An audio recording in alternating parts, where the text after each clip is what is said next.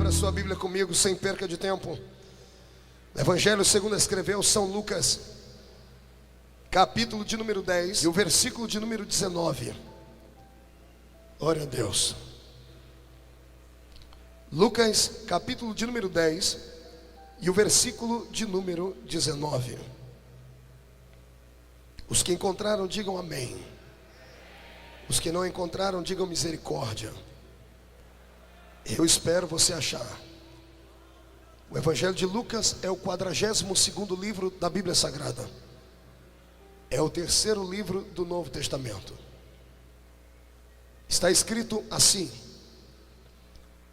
eis aí que eu vos dei poder para pisar sobre serpentes e escorpiões, e sobre todo o poder do inimigo, e nada, absolutamente nada, vos causará dano algum. Não, os crentes ou estão desligados ou não entenderam. Eu vou ler de novo. Eis aí que eu vos dei poder para pisar sobre serpentes e escorpiões, e sobre todo o poder do inimigo, e nada, absolutamente nada vos causará dano algum.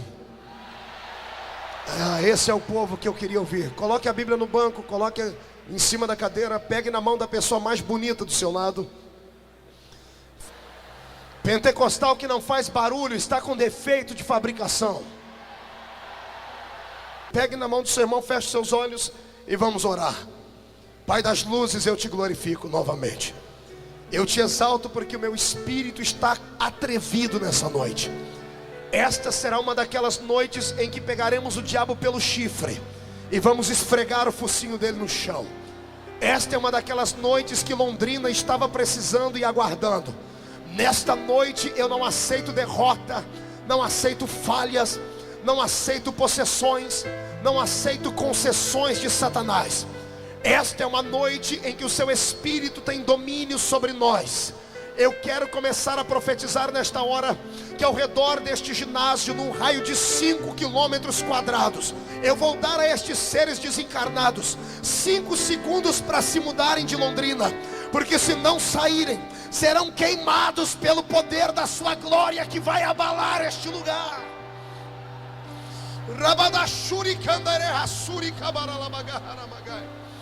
Senhor Deus, eu te faço agora um pedido de cunho espiritual.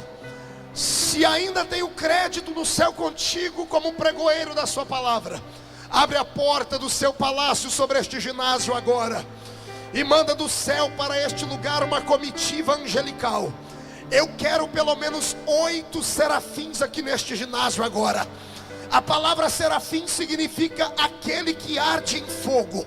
Portanto, eu quero 8 anjos de fogo aqui agora. Eu quero 2 aqui nesta tribuna, uma à minha esquerda, outro à minha direita. Quero 2 do lado de fora do ginásio para guardar a entrada e a saída dos santos.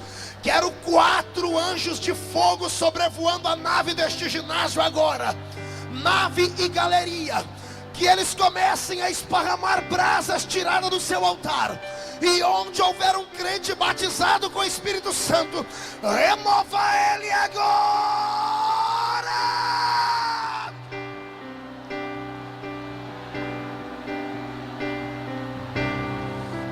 Ei, ei, narala marasoi pai bem do gorabanaye. Inorobasuri pereshika mamaramalabatori nequera naragasuri candaramagai. Eu quero que todos os crentes que estão de pé agora nesta batalha, que falam em línguas estranhas, meu Pai, comecem a orar em outros idiomas. Agora, eu quero um coral de línguas estranhas neste lugar. Quero um coral de adoração espiritual. Agora!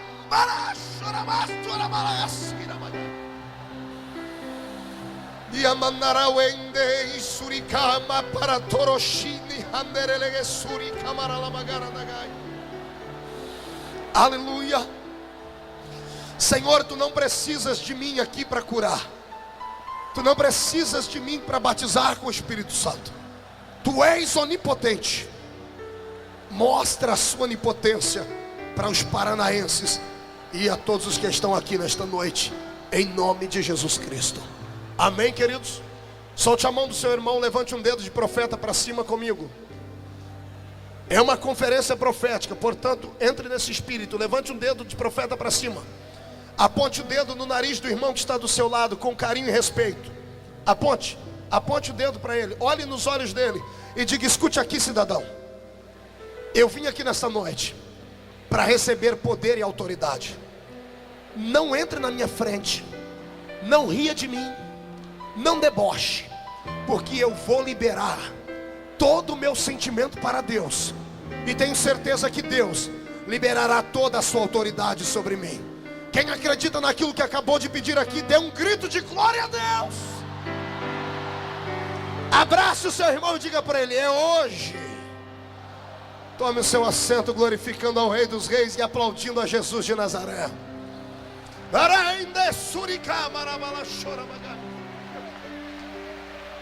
Tome o seu assento. Me empreste a sua mente e o seu coração agora. Isso. As crianças arrumem um lugarzinho para se sentarem. As pessoas que estão chegando, pode sentar na escadaria mesmo. Você só pode conversar agora com o Espírito de Deus. Olhe para mim, senhoras e senhores. Tem alguns meses que Deus tem me incomodado. Isso começou no dia 31 de dezembro do ano passado. Faltavam 10 minutos para meia-noite. Eu estava na minha igreja lá na cidadezinha de Orlândia. Estávamos de joelho no púlpito da igreja, orando e intercedendo a Deus. A igreja toda de joelhos, e a minha oração era uma oração contrita, era uma oração de choro. Eu dizia: Deus, eu estou cansado de lutas, de perseguições, de calúnias, porque quanto mais você se envolve com o reino, mais lutas e problemas você vai ter na sua vida. E eu dizia a Deus que estava cansado, porque os problemas atingiram a minha família, atingiram as filhas, a esposa. E eu dizia: Pai, eu queria pedir uma trégua, porque esse ano de 2003 foi um ano triste para a minha vida. Queria esquecê-lo. E enquanto eu orava assim, o doce meigo Espírito contou para mim um segredo. Segredou no meu ouvido assim: filho, escreve e conta. 2004 não será um ano comum para a minha igreja. 2004 será o ano da restituição da minha glória. Será o ano da restituição dos dons espirituais. Virá sobre a terra uma avalanche de milagres. Virá sobre a terra uma avalanche de poder. E o reino das trevas ficará abalado. E o meu reino crescerá e prosperará na terra. Quantos acreditam nesse tipo de palavra? Então adore e grite aí, dê glória ao nome do Senhor. Quando eu estava me levantando, quando terminamos a reunião, fomos abraçar os irmãos, Jesus usou alguém e falou no meu ouvido assim: vou lhe dar uma revelação na palavra que vai abalar o reino das trevas e vai encher a minha igreja de sabedoria. Eu quero que você abra a sua mente para viajar comigo neste espaço de tempo aqui. Lucas 10 e 19 não é um texto comum, é um texto transcendental, é um texto metafísico. Eu sei que alguns seminaristas deveriam estar se perguntando: pastor, mas Lucas não é o evangelista analítico? Não é um homem da razão, que escreveu um evangelho de forma racional? Sim, era Lucas. Lucas não foi testemunho ocular de Jesus Cristo, mas ele teve a audácia de regressar pelos caminhos por onde Jesus passou e tomar notas da boca de testemunhas. E ele deixou para nós este evangelho lindo, chamado pelos gregos de o evangelho perfeito. Lucas escreveu para os gregos, um povo que sabia analisar de forma analítica a visão natural e a visão da psique humana. Lucas deixou um evangelho falando de um homem perfeito, de um Cristo perfeito. Mas ele tratou Jesus como homem, porque o grego amava o corpo humano. O grego amava malhar o seu corpo. Já nas academias havia já naquela época, e talvez tenha nascido lá, a expressão narcisismo. Pois bem, mesmo Lucas, sendo um homem racional, médico, sendo um homem dado às ciências, ele caminhou pelo caminho por onde Jesus passou, e ele anotou tudo o que ele ouvia. E eu acredito que o dia que ele ouviu o que ele escreveu aqui no versículo 19, deixou ele simplesmente abalado, porque ele não estava diante de uma palavra de conhecimento natural, Ele estava ouvindo agora uma palavra que não fora dita por Mateus, que não fora dito por Pedro, que não fora dito por Marcos, por Bartolomeu, por Judas, o irmão de Cristo, não. Ele ouviu uma palavra da boca de alguém que disse: olha, isso eu ouvi da boca de Jesus Cristo. Eu ouvi isso da boca não de um discípulo, mas da boca de um mestre. Não de um mestre, mas na boca do mestre. E eu posso imaginar Lucas com os olhos fechados, com a caneta na mão e um papel, tentando escrever isto, e ele tentando ouvir como era a forma que Jesus havia dito. E eu posso imaginar ele ouvindo o eco da voz de Jesus, dizendo aos seus discípulos: eis que eu vos dou poder, eis que eu vos dou autoridade, eis que eu vos dou audácia, eis que eu vos dou unção. Se alguns aqui se empolgaram ao ouvir a voz do pastor Marco, imagine aqueles que estavam ao lado de Jesus Cristo.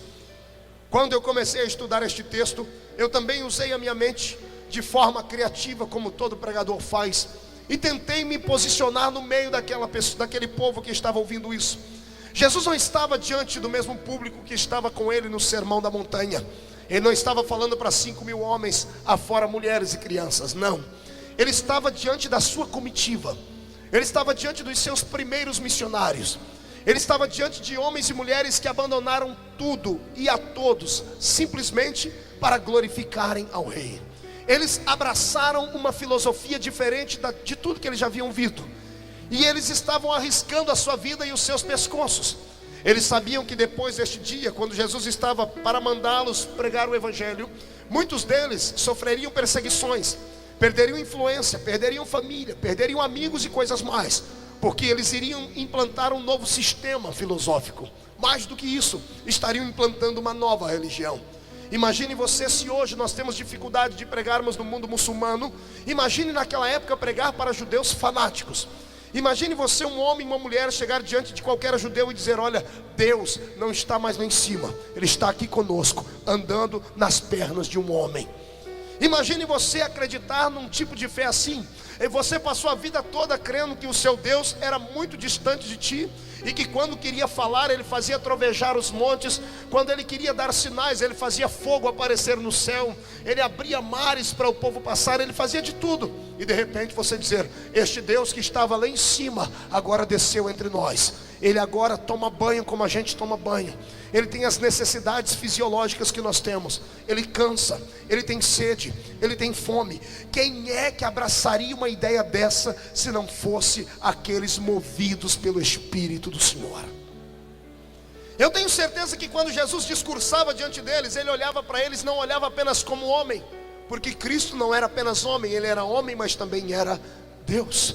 Como homem, Ele enxergava apenas a embalagem deles, mas como Deus, Ele enxergava o conteúdo que eles tinham por dentro.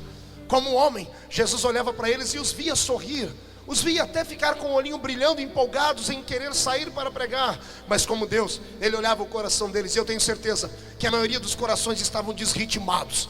As pernas estavam bambas, estavam trêmulos, porque eles estavam agora dando um passo de fé. Estavam saindo para o escuro sem ter um candeeiro na mão, entre aspas, para tentar explicar o que é que eles fariam. Muitos sabiam que iriam, mas não sabiam se iriam voltar. O medo estava aflorado. O que os segurava ali eram os sinais que Ele havia dado. Mas mesmo os sinais, tem hora que batiam no coração deles, dizendo assim: mas outros já fizeram sinais também. E enquanto Jesus olhava isso, o diabo não perdia tempo. Tenho certeza que o diabo vinha no meio daqueles homens e mulheres que Jesus havia escolhido, e ia no ombro dele dizendo assim: você vai seguir este homem? Você vai tentar implantar o sistema dele na terra? Esse homem é de carne e osso. Um dia no barco com vocês, ele dormiu tanto que eu quase destruí a embarcação. Ele se cansou. Como é que um Deus pode ajudar vocês se Ele pode se cansar? E eu acredito, para não deixar a batalha em desigualdade, o Senhor dos Exércitos envia o Espírito Santo do outro lado. Do lado de cá o diabo diz: ele se cansou. E do outro lado o Espírito Santo diz assim: mas um dia ele disse: vinde a mim vós os que estáis cansados e oprimidos, e eu vos aliviarei. Eu tenho certeza que de um lado o diabo pulava no ombro de alguém e dizia assim: mas esse aí até sede ele teve. Ele parou diante de um poço, pediu água para uma mulher, e o Espírito Santo vinha corrigindo tudo, dizia assim. Mas um dia ele disse assim: se você conhecesse quem é que te pede água, você pediria a ele uma água para saciar a sua sede, beberia desta água e nunca mais tornaria a ter sede. Eu acredito que era uma batalha entre o bem e o mal, e Jesus observando tudo. E eu imagino que de repente Jesus dá um sorriso, não sarcástico, mas de gozo, porque ele tinha um trunfo nas mãos para dar àqueles. Ele olhou para os olhos deles e disse assim: se segurem aí, porque o que eu vou falar agora vai abalar o reino das trevas. Eu, Jesus de Nazaré, Filho de Deus, Deus desde a eternidade, Deus que fiz a tudo e a todos, que não conheço concorrente, que não há outro Deus além de mim. Ainda antes que houvesse dia eu era. Não há ninguém que possa livrar alguém das minhas mãos, e quando eu resolvo operar, ninguém pode me impedir. Eu imagino ele olhando nos olhos dele, dizendo assim: escutem o que eu vou dizer. Eis que eu vos dou poder. Quando a palavra de Jesus ecoou ali, eu tenho certeza que corpos balançaram, corpos se arrepiaram, e demônios saíram gritando. E deve ter demônio perdido aí no hiperespaço até hoje, porque ouviu Jesus delegar poder à sua igreja naquele dia. O que me empolga a igreja do Senhor é que Jesus não disse: eu vos dei a metade de um poder. Ele não disse: eu vos dei um poder fracionado. Não, ele disse assim: eu vos dei poder. Jesus não estava dando um conselho, ele estava usando a palavra de um rei, ele estava dando uma palavra imperial. Ele estava dizendo: eu vos dei poder. E ele explicou para que era o poder: poder para pisar sobre serpentes, poder para pisar sobre escorpiões, poder para destruir toda a obra do maligno, e nada, absolutamente nada, vos causará dano algum. Quem acredita nesta palavra de Jesus Cristo, faça barulho para que o céu ouça. Se o diabo me odeia, e eu vim descobrir há pouco tempo por que ele me odeia, eu odeio ele mais do que ele me odeia.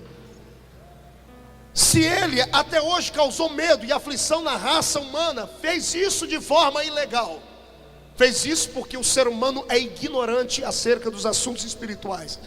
Depois do que eu pregar aqui hoje, vai ter crente que entrou aqui franzininho, parecendo Danny DeVito, baixinho, barrigudo e feio, mas vai sair daqui hoje parecendo Arnold Schwarzenegger, vai sair musculoso no espírito. O que eu vou pregar aqui nesta noite vai abalar os alicerces espirituais da cidade de Londrina. E eu não quero que você fique com medo. Aliás, se você tem medo, dá tempo de ir para casa assistir o Super Cine ainda. Porque se ficar comigo aqui nessa noite, primeiro, você vai sair daqui simplesmente mais revoltado do que eu. E a partir de hoje, onde a planta do seu pé for posta, aquele lugar será possuído pela unção que habitará em você. Você não é comum. Eu quero que você entenda que quando Deus olha do céu para a terra nesta noite de sábado, nesta conferência profética em Londrina, Ele não enxerga osso e não enxerga carne, Ele enxerga um Espírito que está dentro de você. E o Espírito que habita em você é o Espírito do Senhor Jeová. Quem tem esse Espírito da graça?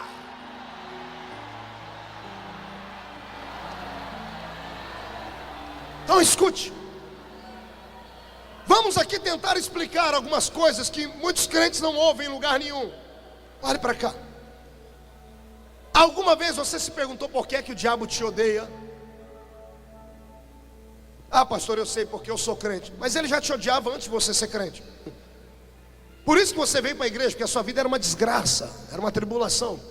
Alguma vez você se perguntou por que o diabo te odeia? Pergunte para o irmão do seu lado: você sabe por que ele te odeia? Olhe para mim que eu vou te explicar por que ele te odeia. Só que para isso você vai ter que abrir a sua mente e voltar no tempo comigo. Voltar numa época em que o mundo ainda não era mundo como hoje o é. Você vai sair da terra comigo, você vai sair do sistema solar, você vai atravessar a Via Láctea, vai sair do universo presente material e vai entrar no mundo metafísico comigo. Você vai ter que agora crer naquele versículo que Paulo disse: o que os olhos não viram e o que os ouvidos não ouviram é o que Deus reservou para aqueles que o amam. Eu quero que você agora abra os seus olhos espirituais para visualizar aquilo que eu visualizei.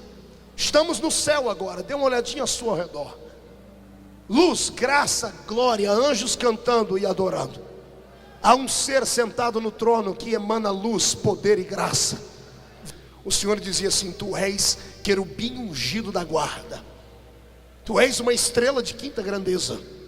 Tu és aquele que faz abalar os montes. Tu és aquele que brilha e pisa sobre pedras afogueadas. Para este ser, Deus deu os seus melhores projetos. Havia outros anjos no céu, havia hierarquia de arcanjo, serafins, haviam outros querubins, mas esse era único, era belo e formoso. Pelo que eu entendo de estudante da Bíblia Sagrada, esse ser era tão poderoso que ele tinha um QG, um quartel-general, não de exército de homens, de anjos de guerra, mas de anjos de louvor. Ele era o maestro de um grande coral. Querubim ungido da guarda significa no original do hebraico aquele que guarda a adoração. Diga comigo, adoração. A função de Lúcifer era adorar a Deus e levar os anjos a adorarem também. Eu acredito que ele tinha um lugar onde ele ensaiava o coral, e não era lá em cima, era cá embaixo. Gênesis 1:1, no princípio criou Deus os céus e a terra, ponto final. Gênesis 1:2, a terra era sem forma e vazia, e o Espírito de Deus movimentava sobre a face das águas. Há um elo perdido entre o versículo 1 e o versículo 2. A ciência hoje pega a religião e nos deixa às vezes de calça nas mãos, porque diz, houve uma época de uma era que antecedeu a era glacial, onde habitavam seres gigantescos na terra como os dinossauros. Quem tem uma mente analítica e é inteligente o suficiente sabe que a ciência não está mentindo. Existem fósseis que provam isso. Mas em que época esses seres habitaram, se a Bíblia Sagrada não fala sobre eles? A ciência diz que estes seres tiveram em extinção porque um meteoro ou um cometa saiu da sua rota e entrou na terra, explodindo dentro dela como se fosse uma ogiva nuclear, arrancou a terra da sua órbita, provocando maremotos, e como a terra saiu da órbita solar, ela se esfriou e congelou, e entramos na era glacial. À luz da Bíblia Sagrada, eu tenho certeza que isto aconteceu. Não quero falar aqui no mérito da questão dos dinossauros ou de homem da caverna, nada disso, mas eu sei que houve uma outra terra antes dessa que nós habitamos aqui. Porque em Isaías 45:18 está escrito: Deus não fez a terra para ser vazia. A terra de Gênesis 1:2 no original, quando diz sem forma e vazia, diz caos. Caos é destruição, desordem, é uma coisa fora da normalidade. Eu creio que aqui estava o quartel de Lúcifer, onde ele levava os anjos a adorarem a Deus. Quando a música estava pronta, eles subiam diante do Senhor e cantavam. Foi aqui que ele arquitetou o projeto contra Deus. Isaías capítulo 13:14. E tu dizias no teu coração: eu subirei ao céu, acima das estrelas de Deus exaltarei o meu trono. Ele arquitetou o projeto fora do céu, cá embaixo. E o dia em que ele arquitetou o projeto, porque ele se orgulhou do dom que ele tinha, do talento de adorar a Deus, ele levou com ele a terça parte das estrelas do céu. Apocalipse diz isso. A terça parte dos anjos foram seduzidos por ele, e ele tentou uma batalha contra Deus no céu. Ele pensou, o infeliz pensou que podia destruir Deus. Eu tenho certeza que Deus nem do trono se levantou. Onde já se viu uma criatura tentar destruir o Criador? Isso não dá para cogitar. Deus não precisou levantar um dedo do céu, bastou ele dar um grito: Miguel! Pois não, Senhor Jeová, prepara a espada, porque o teu irmão Lúcifer se revoltou contra mim.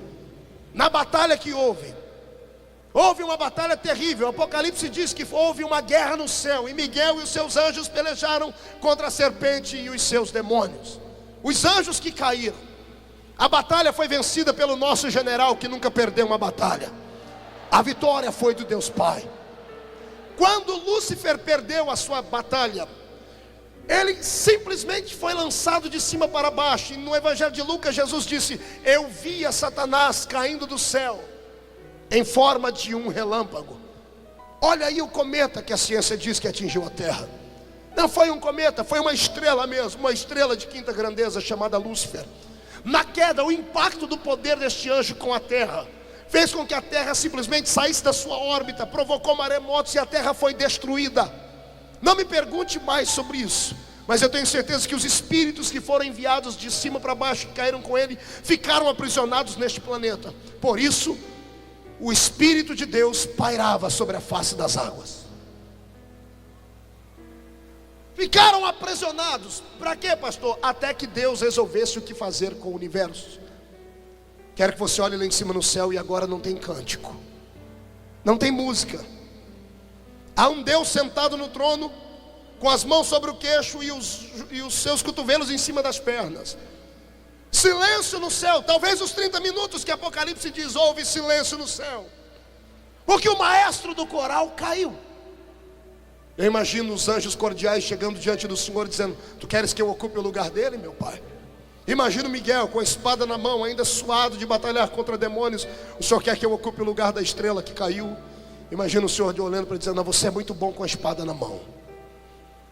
Gabriel, o cordial, o anjo do Senhor, tu queres que eu ocupe o lugar do querubim que caiu? E o Senhor dizendo: não, você é meu ministro particular de relações públicas, tu és o meu ministro da comunicação, fica aqui perto de mim. Lá vem os serafins: o Senhor quer que nós levantemos um dos nossos irmãos para ser o ministro da adoração? Não, vocês podem continuar cantando, mas ministro de adoração no céu não vai ter mais nenhum. Silêncio no céu, e o silêncio é quebrado por um sorriso de Deus. Ilumina o céu inteiro. E ele diz: eu tive uma ideia. Aparelhem os meus carros. E o Senhor senta nas asas de um querubim e vem voando. E ele sai da sua região metafísica. Ele corta o cosmos. Ele entra pela Via Láctea, vem até o sistema solar e vem no terceiro planeta que gira ao redor do Sol. O planeta está congelado, está aprisionado, está vivendo em trevas. E então o Senhor dá um grito: haja luz!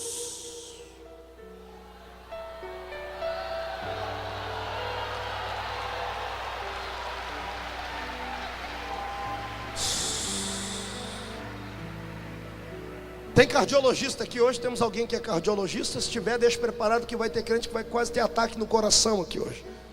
Escute.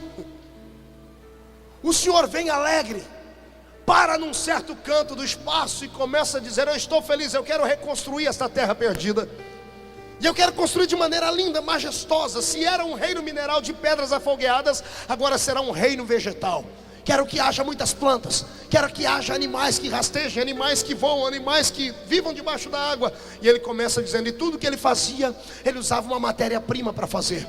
Quando ele quis fazer os animais, ele conversou com a terra. Ele dizia assim: que a terra produza animais, que a terra produza flores. Quando ele quis fazer os peixes, ele conversou com a água, que a água produza peixes. Quando ele quis fazer as estrelas, ele conversou com a atmosfera, ele conversou com o firmamento. A palavra firmamento significa atmosfera, e a atmosfera é uma compleição de gases. Quando Deus quis fazer as estrelas, que são gases, ele conversou com o firmamento. Firmamento produz as estrelas, e ele está usando o poder criativo dele. Mas para tudo que ele criava, ele usava uma matéria-prima. Tudo que ele criava de alguma coisa. E ele criou o peixe da água, criou o animal da terra, criou a estrela dos gases. E quando estava tudo pronto, ele foi criar a melhor coisa que ele já fez. Interessante. Quando ele quis criar, ele também usou uma matéria-prima, pastor.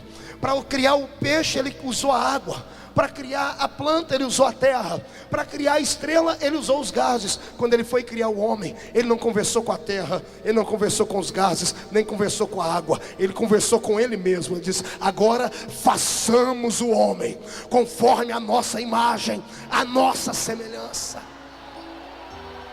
Ah não, o duro que teve crente que nem abriu a boca para respirar. Irmão, deixa só abrir um parênteses para dizer uma coisa. Eu sou pentecostal, me perdoe quem não é.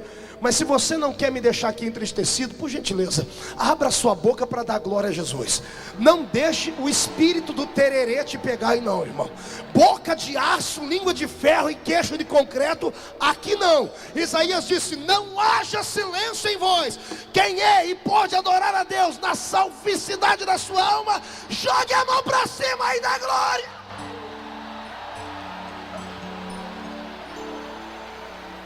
Levante a mão direita para o céu, agarre o ombro do seu irmão, agarre o ombro dele, agarre aí na galeria, agarre, diga: é o pastor que está mandando, agarre o ombro dele, agarre. Agarrou, pegue no ombro dele, pegue, agora com carinho, chacoalha ele até ele ficar irritado, chacoalha ele, diga para ele: escute aqui, cidadão, diga: se você ficar em silêncio mais do que 5 minutos perto de mim, eu vou pisar no dedão do seu pé. Agora então faça barulho para exaltar ao rei.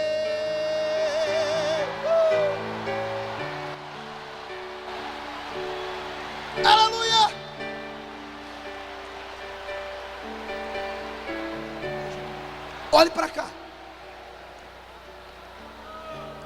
Agora vamos entrar em revelação. Escute. O ser humano é o único ser existente no universo que para ser criado teve duas matérias-primas. Diga comigo, duas. Diga, não foi uma. Diga, foram duas. O ser humano não foi feito de uma vez, foi feito em duas vezes. Gênesis 1 e 26, Gênesis 1 e 27. Gênesis 1 e 26, o Senhor disse: façamos o homem conforme a nossa imagem, a nossa semelhança. Gênesis 1 e 27, e criou Deus o homem, a sua imagem e sua semelhança. Verbo fazer e verbo criar no hebraico são diferentes.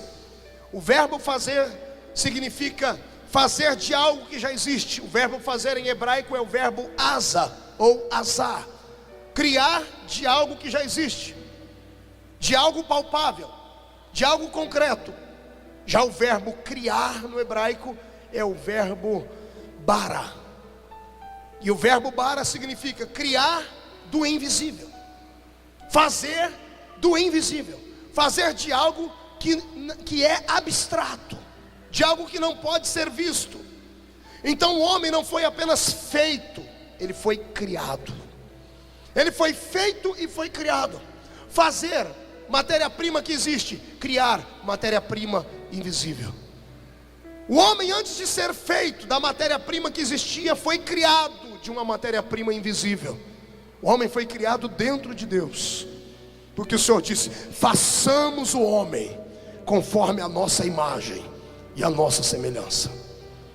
Por isso que Gênesis capítulo 1 Deus fala do projeto do homem. E só no capítulo 2 ele concretiza o nascimento do homem. No capítulo 1 ele já fala de sexo masculino e feminino. Mas só no capítulo 2 que ele cria primeiro o homem, e depois na última parte da criação a mulher. O homem foi feito e foi criado. Primeiro criado de algo imaterial, criado do Espírito de Deus, e depois feito do pó da terra. Aí depois que Deus usou o pó da terra e fez o bonequinho de barro, aí Deus ajoelhou lá em cima daquele boneco e disse: agora eu vou pegar o que eu fiz e vou encher daquilo que eu criei. Aí Deus vai nas narinas do homem e faz assim, ó.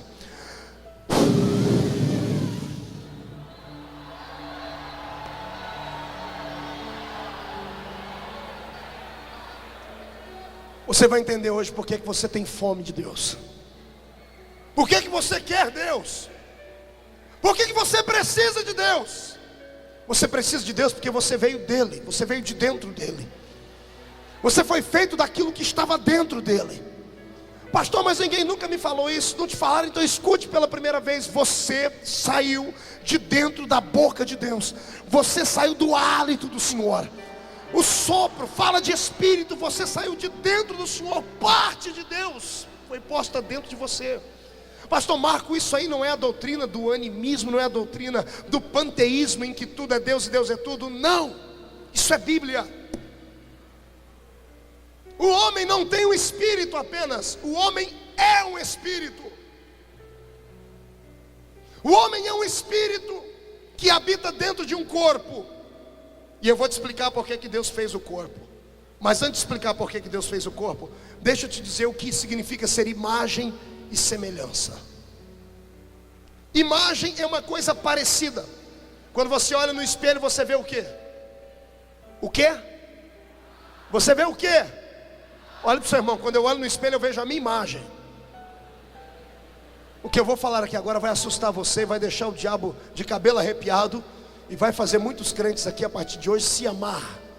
Vai ter gente que tinha complexo de inferioridade e depois de hoje vai andar pela rua pensando que é o Tom Cruise, pensando que é a Gisele Bündchen. Estufa o peito, murcha a barriga, abre a mão direita comigo, bate no peito. Bate no peito, olha para o seu irmão e diga assim: olhe para mim. Diga: está me vendo? Diga: eu não sou feio, porque eu sou imagem de Deus. Diga: tem um Deus lá em cima no céu, sentado no trono, que é a minha cara.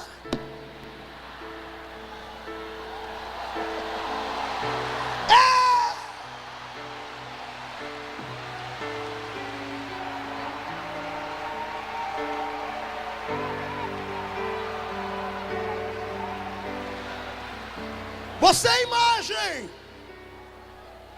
Agora se segura para poder dar um pulo do banco aí que eu vou te explicar. Só que você não é só imagem, você é semelhança. Diga para o seu irmão, sou semelhança. Agora pergunta para mim, onde, pastor? No poder, na autoridade. O poder que Deus tem no céu. Ele olhou para você na terra e disse: aqui na terra quem vai mandar nela é você. Assim como eu tenho um reino lá em cima, eu te dou um reino aqui embaixo. Você não nasceu para ser cauda, nasceu para ser cabeça. Aleluia.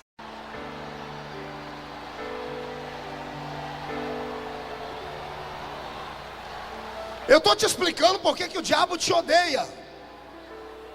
Sente, usando uma linguagem metafórica. Quando Lúcifer estava caindo lá de cima, o meu Deus pegou a mão dele e enfiou dentro do coração de Lúcifer. Enquanto ele caía, o Senhor enfiou a mão dentro dele e arrancou dele um dom que ele tinha. E disse: esse dom não é mais teu. E Deus guardou com ele. Por isso que Lúcifer ficou feio, horrível, miserável, vazio. Porque na queda ele perdeu o maior de todos os dons e talentos que ele tinha. Aí agora se prepare, porque Jesus vai tomar a sua alma agora. Olhe para mim. Quando Deus acabou de fazer Adão e Adão desperta do sono, eu imagino Deus olhando para ele e falando assim: Adão, agora eu vou te dar 2 presentes. Porque você é meu filho. É a criatura mais linda, mais perfeita. Você é a única criatura que é feita de 2 matérias. Os anjos são só espíritos, os animais são só terra. Você é espírito e é terra. Você tem 2 coisas que eles nunca vão ter. Adão está de braço aberto e falou: Senhor, qual é o primeiro dom que o Senhor vai me dar? Deus enfia a mão dentro do bolso. Isso aqui pertencia a alguém que não deu valor no poder que tinha. Com este poder você pode trazer à existência aquilo que não existe. Com este poder você terá autoridade sobre toda a terra. Com este poder você vai poder fazer uma ligação direta para mim sem passar por secretária. Com este poder você vai poder manter linha direta comigo. E Adão diz: o que é, Senhor? O que é? Deus pega aquilo que ele tirou de dentro de Lúcifer e põe dentro dele. Você agora vai ser ministro do meu louvor. Você está sentado perto de um adorador. Você está sentado perto de alguém que nasceu para ocupar o lugar daquele que caiu. Todas as vezes que Lúcifer olha para sua cara, ele se corrói de ódio, de raiva. Ele diz: o poder que eu tinha agora está dentro deste homem, está dentro desta mulher. O poder que eu tinha está dentro dessa criança, está dentro desse levita. O poder que eu tinha está dentro dele. Por isso, se eu fosse você, eu tirava o pé do chão para adorar.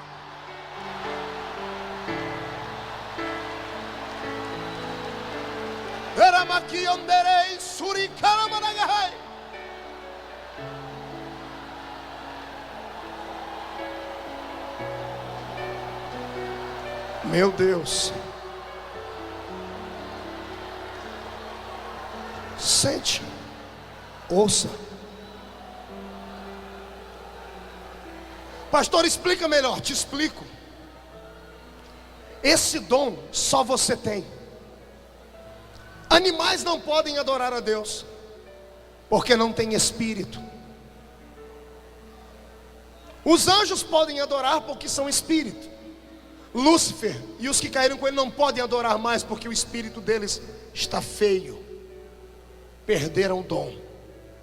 Aí Deus tirou dele e deu para você. Significa que todas as vezes que você está dentro do banheiro cantando, estragando o hino da Cassiane,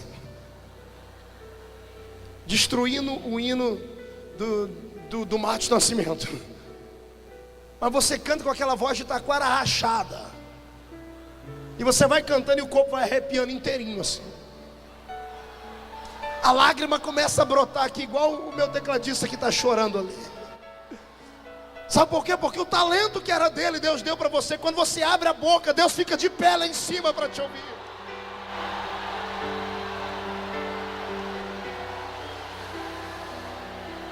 Se a igreja do mundo conhecesse o poder da adoração e do louvor, não haveria mais frieza, não haveria brigas entre igrejas, entre placas e denominações, não haveriam plaquinhas de silêncio no culto.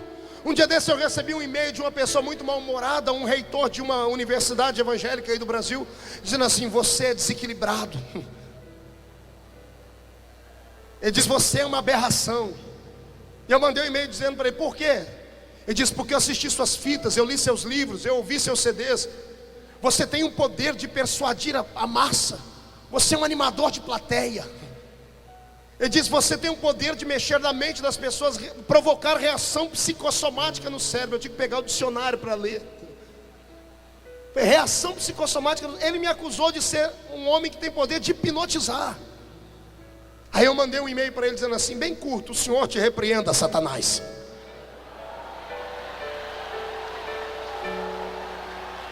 Não é nada disso. Homem pode soprar, jogar paletó, gritar, pular. A empolgação, o poder não está na oratória, na voz rouca. O poder não está na extensão de voz, nos pulos e nas coisas que fazemos, não. O poder está na forma como adoramos. Adoração é uma questão de sobrevivência. E eu sei que alguns seminaristas que estão aqui devem estar se contorcendo por dentro, porque na aula de ética diz: pastor tem que ser comportado, tem que ser ético. Não pode arrancar o microfone do púlpito, nem pular, nem plantar bananeira, nem nada. Alguns pegam um sininho, alguns agora... Eu quero pregar aqui nessa noite contra os Judas Iscariotes do avivamento do século 21.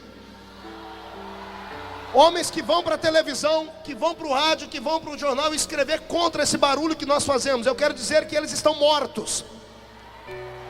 São zumbis espirituais que precisam ressuscitar.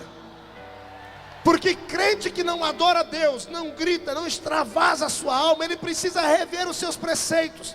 Porque o infeliz, antes de ser crente, pulava num campo de futebol, pulava carnaval, gritava quando Zezé de Camargo e Luciano cantava. Agora que está na presença do rei, não pula, não salta, não grita. Sai pra lá, espírito de geladeira. Eu quero é Deus. Quem quer Deus? Aqueles que querem Deus, abram a boca e comecem a glorificar.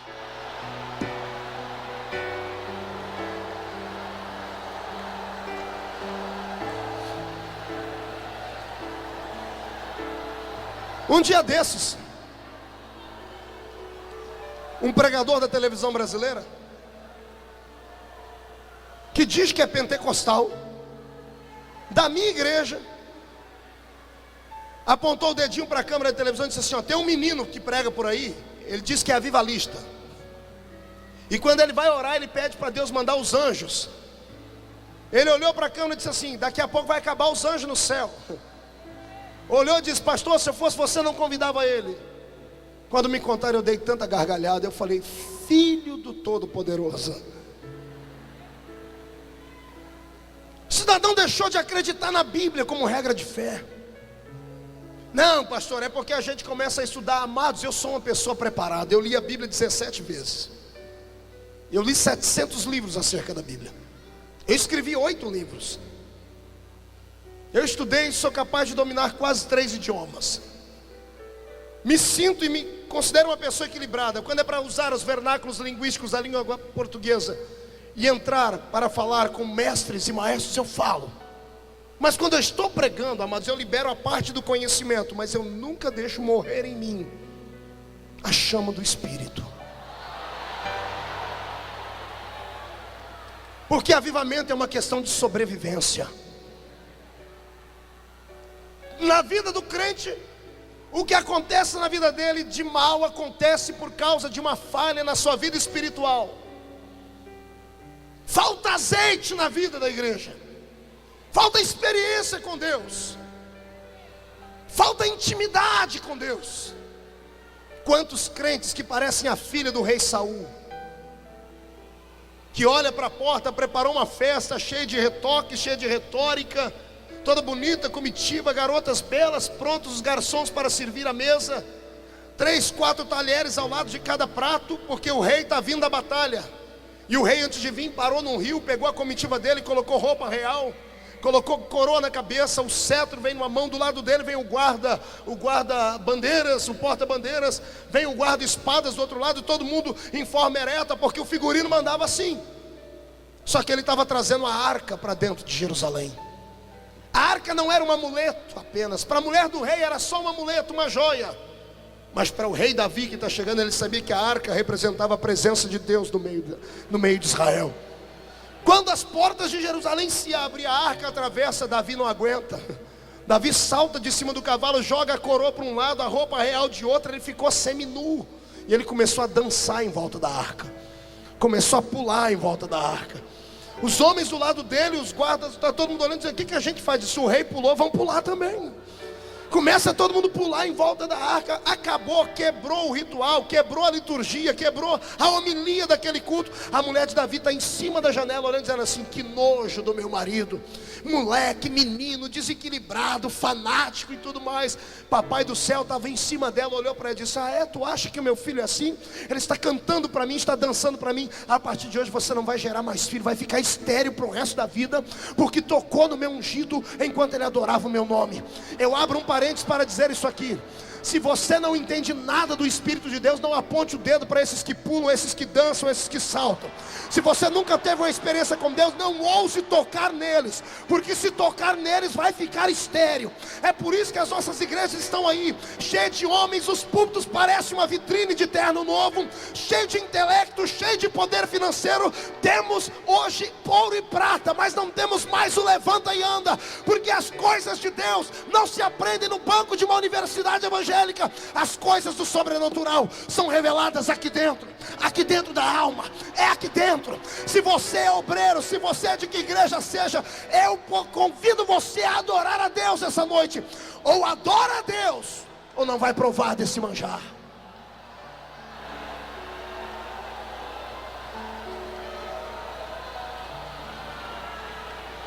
Eu não estou pregando só para pentecostais, estou pregando para a noiva do Cordeiro. Estou pregando sobre o modelo da igreja de Cristo que foi implantada na terra. Vou te explicar por que o diabo te odeia. Ele te odeia porque você tem dentro de você um botão que aciona os céus. Esse botão está dentro da sua garganta, e quando você abre a garganta e grita, ele faz assim, ó. É a sua goela. Tem gente aqui que não tem um centavo no bolso, pode chacoalhar de cabeça para baixo, não vai cair nada. Não tem uma arma mortal do lado dele, mas pegue um bisturi espiritual e abra a alma dele, você vai ver que dentro dele habita a essência da glória de Deus.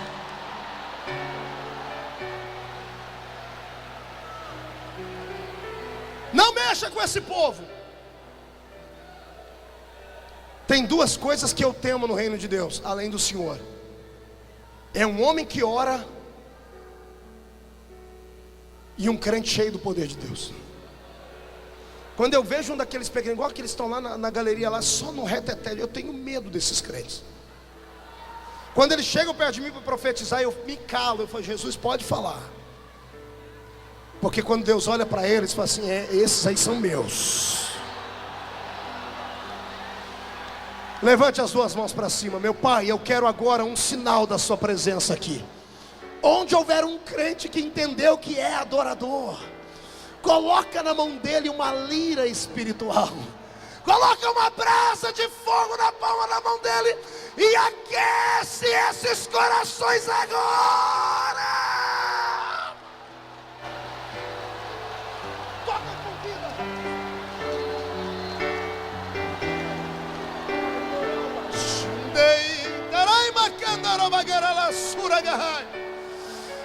Isso, pula, grita, planta a bananeira, sai correndo, profetiza, expulsa Satanás. Isto aqui é a casa de Deus essa noite. Estamos na presença do Todo-Poderoso. Deus está aqui. e Ele é tão grande que os seus pés estão no centro do moringão, e a sua face está diante dos anjos, e os anjos cantam: Santo, Santo, Santo é o Senhor dos exércitos. Toda a cidade de Londrina está cheia da minha glória.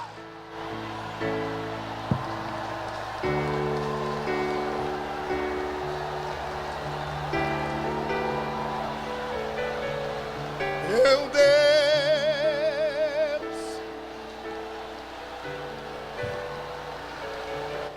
Olhe para o seu irmão e diga aí para ele: desculpa aí, irmão. Diga para ele: desculpa aí. É que eu sou um adorador. Vai, adorador, dá glória.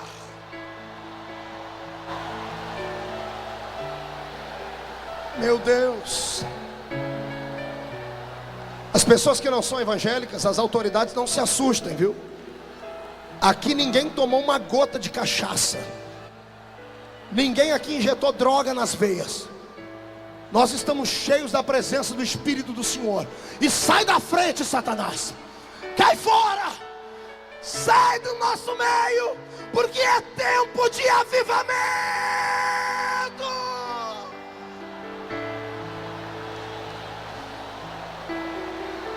Eu vos dei poder,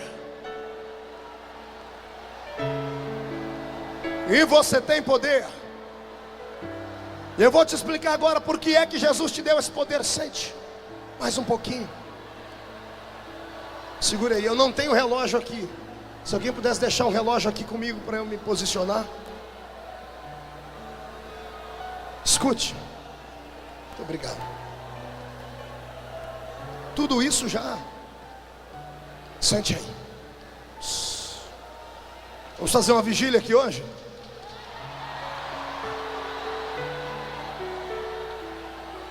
Ninguém dorme aqui nessa cidade. Olhe para cá.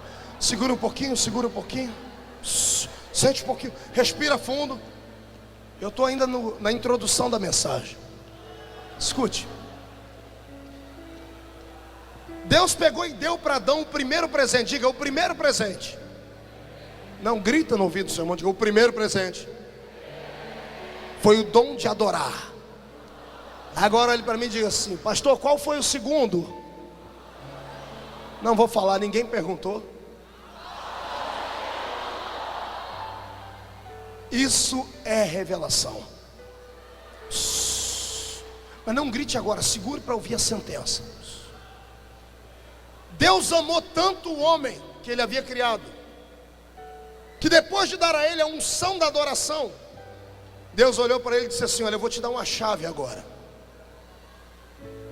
O Senhor pega uma chave grande e invisível, diz: olha, essa chave é sua. E eu imagino Adão perguntando: Senhor, do que é essa chave? O Senhor diz: essa chave é da terra. O que o Senhor quer dizer? O Senhor diz: a partir de hoje, dominai a terra e sujeitai-a. Não, você não entendeu, eu vou dizer de novo. A partir de hoje, você, homem, vai dominar a terra e vai sujeitar ela.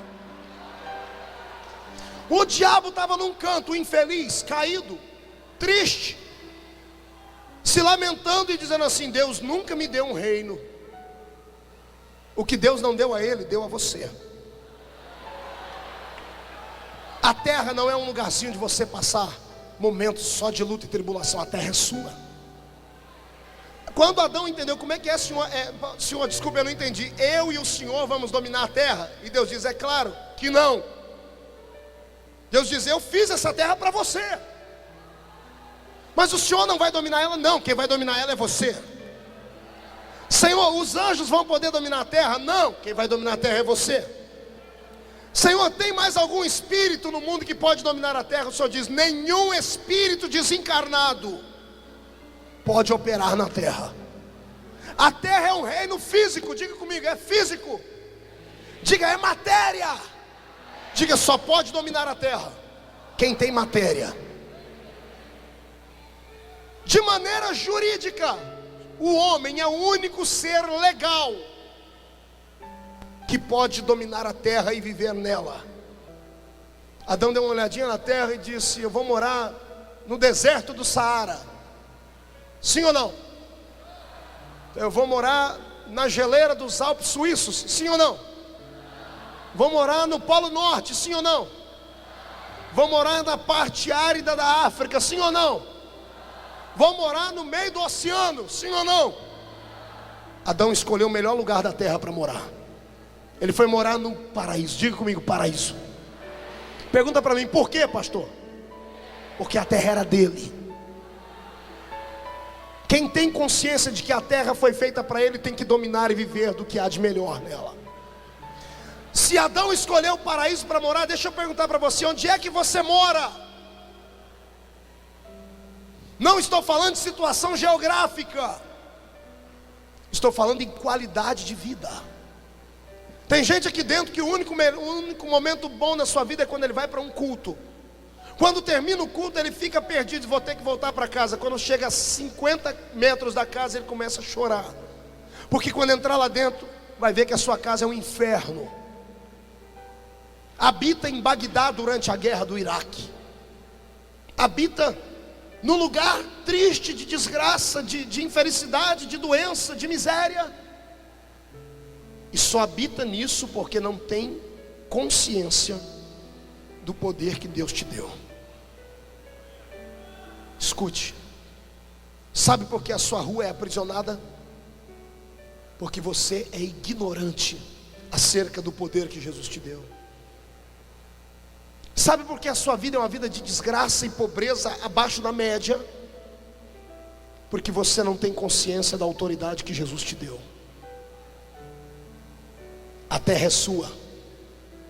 E os demônios se alimentam de ignorância. Como eles sabem que naquela rua você não tomou posse, eles tomaram.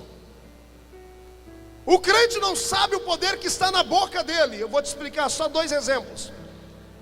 As igrejas evangélicas no Brasil passaram a vida inteira, de 30 anos para baixo, atrás, dizendo assim: a televisão é do diabo. A televisão é do diabo. O crente não pode ter televisão porque a televisão é do diabo. O crente falou com a boca dele: a televisão é do diabo. O que o diabo fez? Tomou posse. Aí hoje você não pode assistir a Globo. Os canais abertos são podres. Se deixar seu filho lá, ele vai se corromper. E a culpa é nossa, porque o ímpio não tem consciência, mas o Filho de Deus tem. Tem coisa mais bonita no mundo que uma praia? A praia foi feita para o miserável que não teme a Deus? Foi feita para os filhos dele. Só que nós não podemos ir lá, por quê? Porque nós falamos com a nossa boca: a praia é do diabo, a praia é de Satanás. Aí hoje nós não podemos ir lá, porque ele diz: não, vocês me entregaram. Aí a pior promiscuidade do mundo está lá. Você não sabe o poder que está dentro de você. Se você chegar na frente do espelho e ficar dizendo: eu sou um coitadinho, miserávelzinho, pequenininho, que vou para uma igrejinha, tenho um maridinho, um carrinho, tenho uma biblinha, vou para uma escolinha. Palavras são poder. Você está diante de um homem que tem 1,70 m de altura, pequeno, que nasceu na Vila Tatu, uma cidadezinha pequenina. Minha mãe pedia esmola na rua antes de eu nascer. Até os meus 12 anos de idade, nós morávamos em 12 pessoas em 2 cômodos. Passou o tempo, e não passou muito tempo. Hoje eu viajo o mundo inteiro. No Brasil, recebi esses dias uma listagem. Sou um dos homens que mais voam no Brasil. Voam. Eu só perco para piloto de avião, de tanto que eu voo de avião. Aí você vai falar: pastor, o senhor está sendo pretensioso e prepotente. Não, você está diante de um homem que acreditou no que leu. Eu não sou ignorante. Satanás não tem vez comigo. Pastor, mas pega leve aí, pastor, ele vai te atormentar e eu lá tenho medo dele. Ele é só espírito, eu sou espírito e carne. O infeliz me odeia e odeia você porque ele sabe que nós temos um poder de acionar o céu a hora que quisermos. Não bastasse isso, ele morre de vontade de saber como é o cheiro de uma flor, qual é o gosto da picanha, qual é o sabor da Coca-Cola. E ele não pode, ele não sabe, porque ele é espírito. Está entendendo isso? Ele vê você feliz da vida, sorrindo. Ele vê você amando, ele vê você apaixonado. Ele não sabe o que é isso. Ele diz: por que que Deus fez essa criatura desse jeito? Aí Deus olha do céu e diz assim: eu fiz ele para colocar no teu lugar, para você aprender que quem é fiel e me adora recebe tudo o que quiser.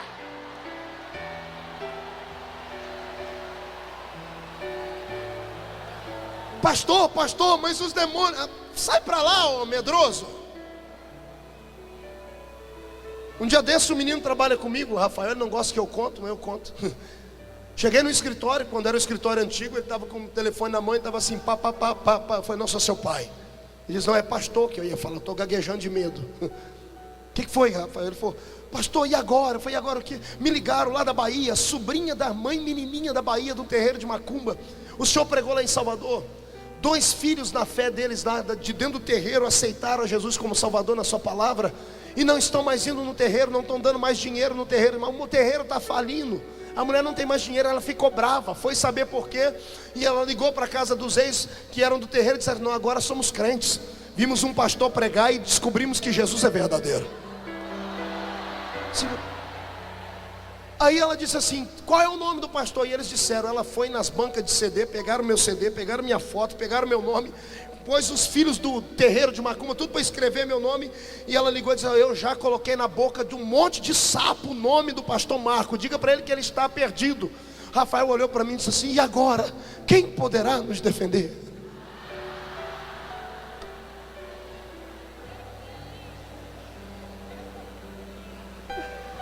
Eu olhei para ele e falei, comecei a rir. Ele falou: pastor, não ri não. Eu falei: rio. Ele falou: por que o senhor está rindo? Eu falei: porque eu não tenho medo. Eu falei: pastor, mas o seu nome está na boca do sapo. Eu falei: eu estou com pena do sapo. Porque nome de quem tem intimidade com Deus tem fogo. Quando chegar no estômago do sapo, vai dar um revertério nele. Eu não tenho medo de espírito desencarnado, não tenho medo de demônio, não tenho medo de desafio qualquer macumbeiro, para provar que o Deus que é verdadeiro responderá por fogo. Quem pode acreditar nisso, glorifique ao Rei.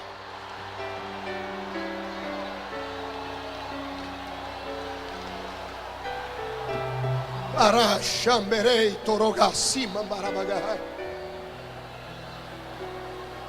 Está na hora de arrancarmos 2 títulos que deram ao diabo neste país.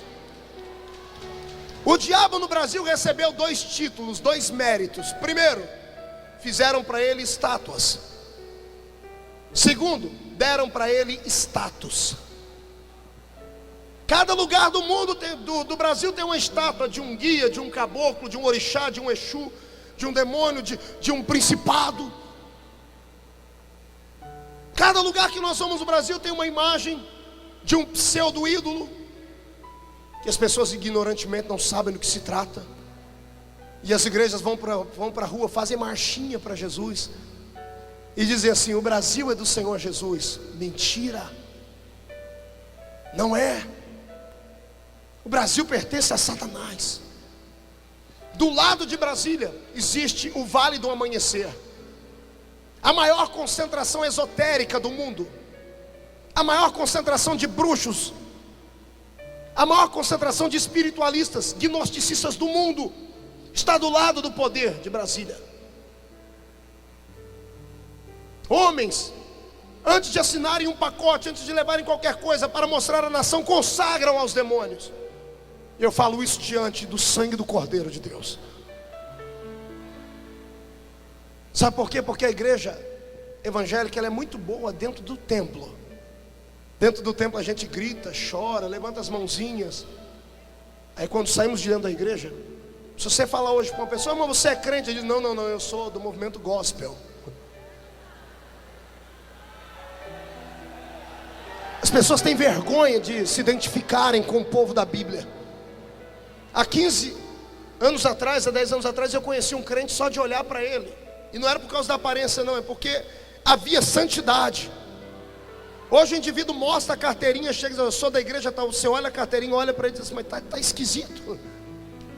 O Espírito não testifica. Aí diz: não, pastor, a igreja está crescendo. Está nada, a igreja está inchando.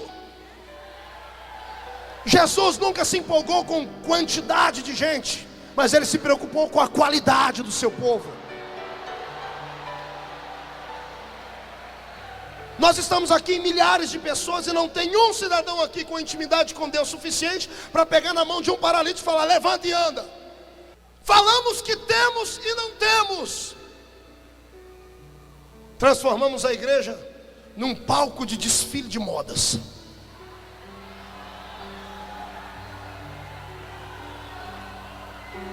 Transformamos a igreja numa mera organização social, mais uma, onde vale mais aquele que tem mais, onde vale mais aquele que sabe mais. Temos a pachorra de passar perto de uma igrejinha e debochar dela, e dizer: olha aí, ó, mais um movimentozinho. Alguns batem no peito e dizem assim: eu sou da igreja tal.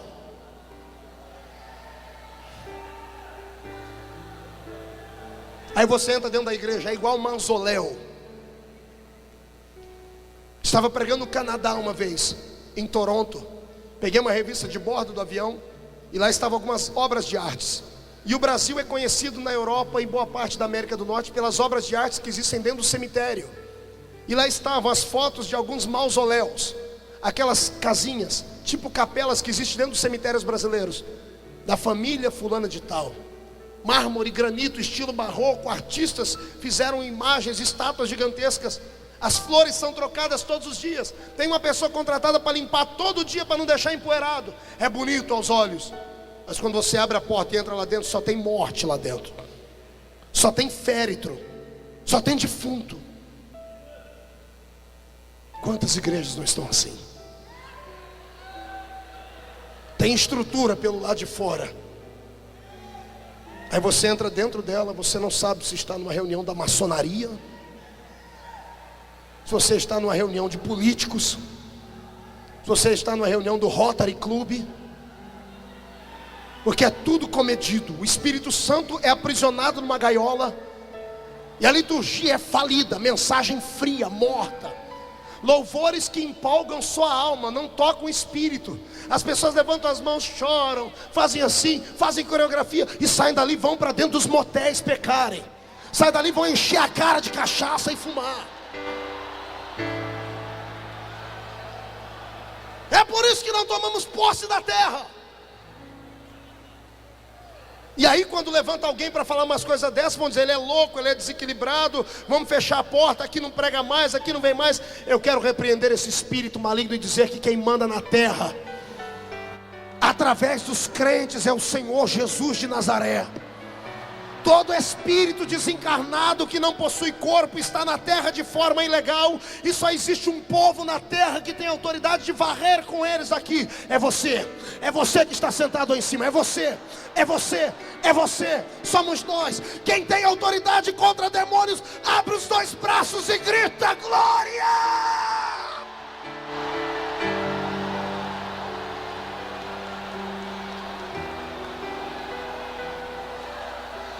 Segure. Está na hora de quebrarmos os ídolos e queimá-los no fogo. Pastor Marco, mas calma aí, porque hoje você pode ir preso. É tudo que a igreja precisa. Já estava numa reunião de pastores, de gente inteligente, gente pensante, e eles fazendo os cálculos, as estatísticas, com calculadora na mão. Se cada crente no Brasil orar 2 horas por dia, 2 vezes por semana, no período de 3 meses teremos. Eu falei: vai Jesus, eu só dava risada. Se pegarmos um crente com uma Bíblia, cada um com uma porçãozinha do Evangelho de João, sair na rua, em menos de tantas horas evangelizaremos a cidade. Ah, que coisa horrível. Pediram minha opinião. Eu falei: eu tenho uma opinião para o reino de Deus crescer no Brasil. Qual, pastor? É pegar um pastor como eu pregando em praça pública e meter ele na cadeia, me botar atrás das grades, porque aí alguém vai parar, vai chamar a atenção. Por que ele está preso? Porque ele pregou a verdade na rua.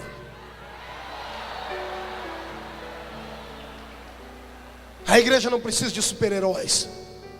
A igreja não precisa de estrelas. Nós já temos uma estrela grande que é Jesus. A igreja não precisa de homens intelectuais. A igreja precisa de gente de coragem, cabra macho. Desculpa aí o meu linguajar lá da rocinha, lá da terra. Eu venho lá do onde Judas perdeu a bota, 3 coqueiros para frente de Bagdá. Deixa eu lhe dizer uma coisa: cabra frouxo não terá autoridade, não terá poder. Se você tem medo de perder o membro da sua igreja porque ele é rico, porque ele é importante, porque ele é influente, você está desqualificado para estar na frente da sua igreja.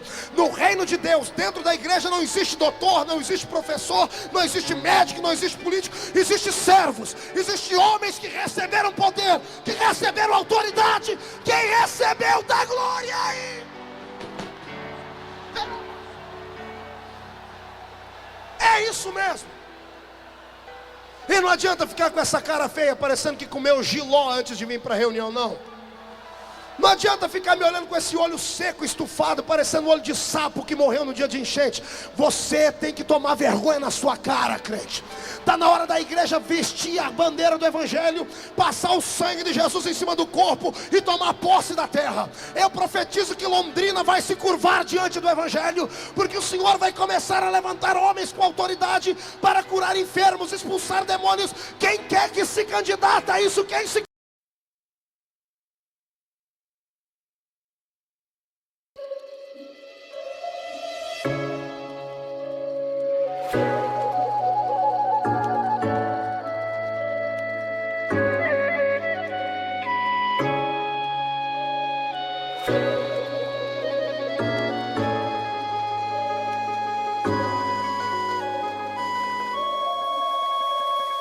Hãy cho ta mong cầu để ngày sau ta gặp nhau, trao cho ta miếng trầu, trao hết tình duyên này.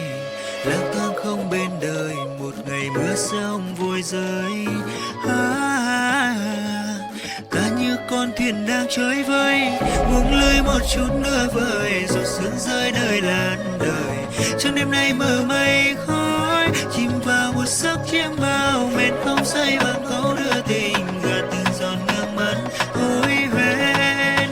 Hoài chờ người đứng bên hiên ngang, đừng nghe mây hồn ngang ngát, tan mê man vào chốn này.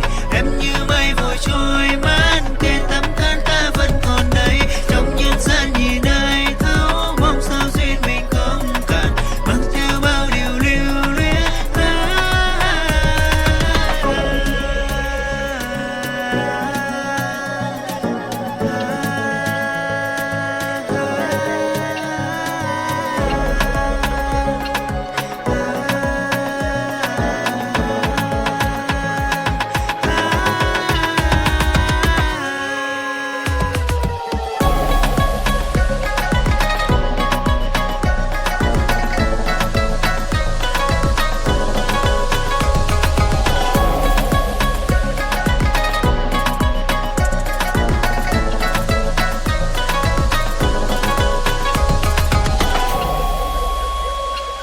Lang thang không bên đời, một ngày mưa sông vội rơi.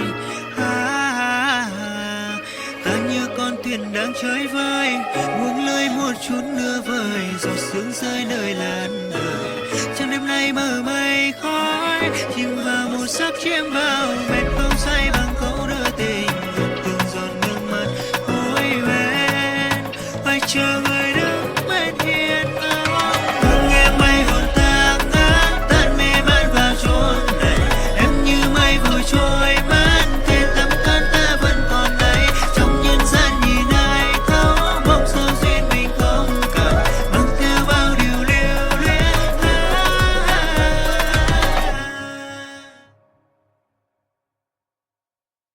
Candidata a isso? Quem se candidata a isso? Gritos de liberdade vai se estender ao céu, com gritos de aleluia, milhões ao encontro de Deus, de todas as nações, tribos e línguas, além do rio azul. Já nas lojas, o CD Marco Feliciano canta Voz da Verdade. Lá verei meu Jesus com as marcas nas mãos.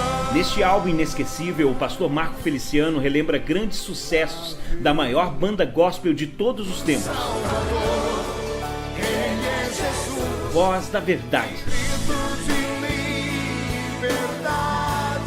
Adquira já o CD Marco Feliciano canta Voz da Verdade em uma loja perto de você ou pelo telefone 0 operadora 11 4062 0138.